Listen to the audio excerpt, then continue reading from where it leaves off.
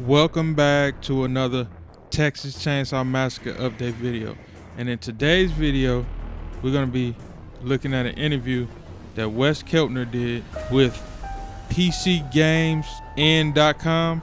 I'm going to leave a link below in the description if you want to check out the full interview yourself. But without further ado, let's get into it.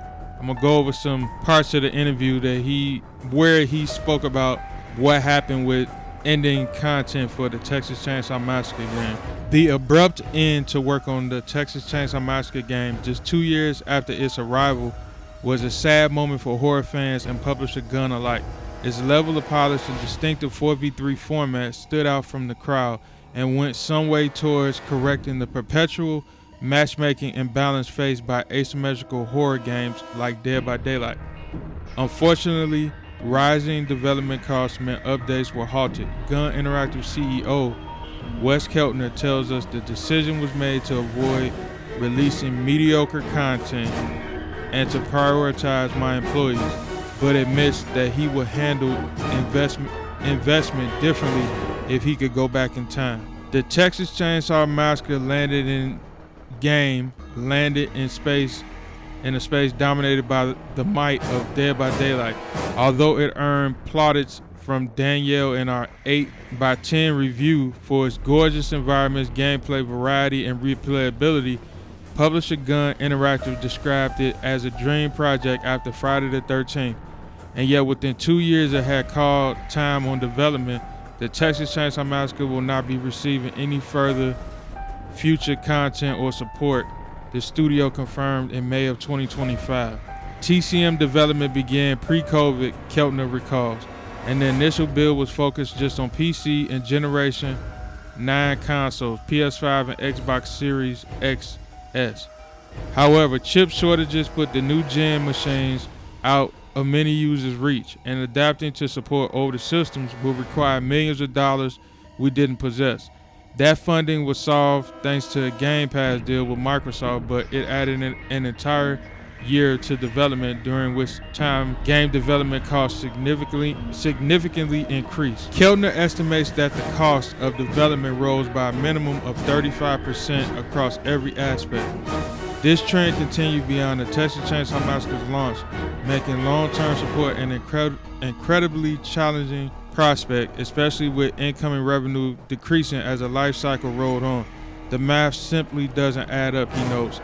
Less money coming in, but a need to create new content that costs at least 35% more at a minimum. In the end, he made the tough choice that this couldn't continue. I was unwilling to release mediocre content while charging the same price, as I wouldn't want that as a player, and I knew our players wouldn't either, he explains. While I understand many fans disagree, I also have a responsibility to my employees, which is to ensure that paychecks, job security, and future are protected. These two responsibilities are often at odds. When forced to choose, I will always prioritize my employees. While development was brought to an end, Gun made the decision to continue running dedicated servers. Wouldn't a dedicated service cost a lot of money too? So if you switch to peer-to-peer, it would be cheaper, right? But anyway, rather than transferring the system across to a peer-to-peer solution, that just means they were terrible at what they were doing, and they were gonna break the game if they went to peer-to-peer. So they leaving it to the dedicated servers until Halloween comes out, more than likely. Keltner says the team worked on the process of doing so for many months, but that his confidence in the end result diminished with each build. When considering the number of active players versus the cost of dedicated servers, it became clear that perfecting the peer-to-peer initiative would take more time and continued investment, with the finish line feeling increasingly distant. Keltner explains, ultimately, it was more cost effective in the long run to keep the dedicated servers running than to continue spending money on a fix that wasn't progressing as expected. Once again, that just means that if they switched to peer-to-peer, the game would have been broken and would have been unplayable. They should have stuck with Sumo Nottingham, but I digress. Gun is now in the process of assisting IllFonic, the developers of Friday the 13th, on the development of its upcoming Halloween game, which is currently scheduled to launch on Tuesday, September 8th, 2026. Keltner says the studio is also working on several internal concepts, although these two Although these are too early in production to talk about specifics, he does give one small hint.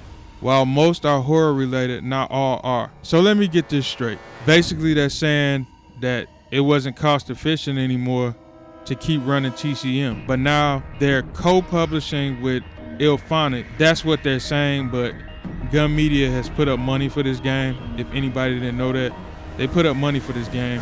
They're in charge of obviously the finances, and they're helping with financing, and they're helping with marketing. But they're pretty much running the marketing. If you go on Reddit, if you go on these different social media channels, the people that's working for Gun are literally running these channels. And as far as the money thing, they said that they didn't make any money with TCM. I don't work for Gun Media. I don't know their books. So, okay, let's go with that. We'll say that they didn't make any money, which I don't believe, but because they made like $8 million.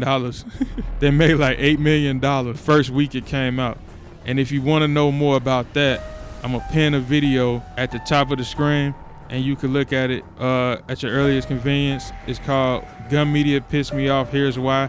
And I'm going to also link it in the pinned comment below. They put up money for Halloween. The people can hold on to this co-publishing thing all they want to. People who are paying for stuff usually have a say-so on what they're paying for. So if you made it to the end of this video, let me know in the comments what you think about this, about what the Wes Keltner interview revealed. Let me know in the comments once again what you think. If you enjoyed the video, leave a like. Consider hitting that subscribe button. Check out my other videos that's coming up right now.